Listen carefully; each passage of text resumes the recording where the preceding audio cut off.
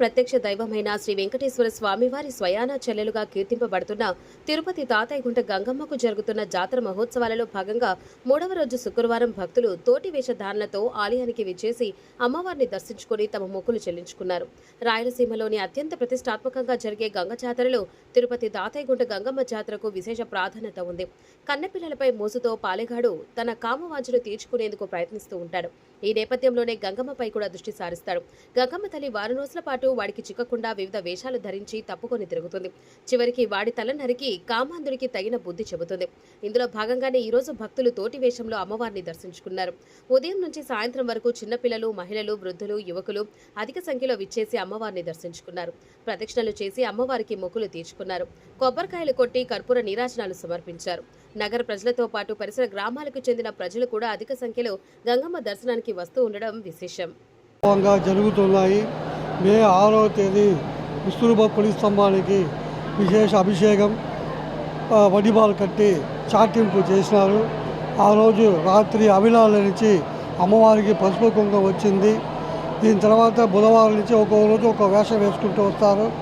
బుధవారం బైరాగి వేషం, తోటి వేషం, ఈరోజు తోటి వేషం, నిన్న బండ వేషం, మాతంగి వేషం, దొర వేషం అని అన్ని వేషాలు వేస్తారు.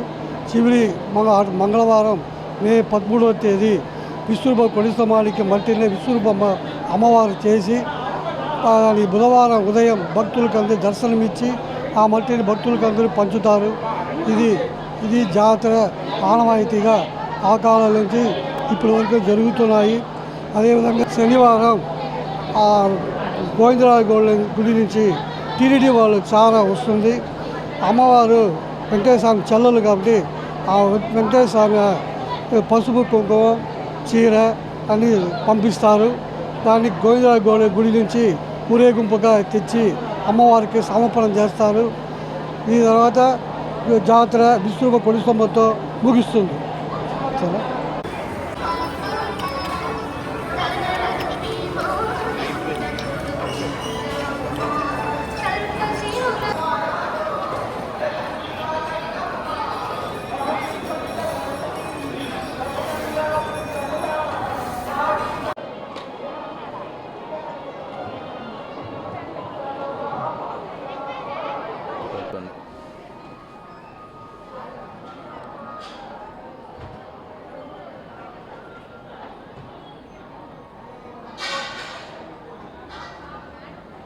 అట్టే ఉన్నామని చెప్పండి.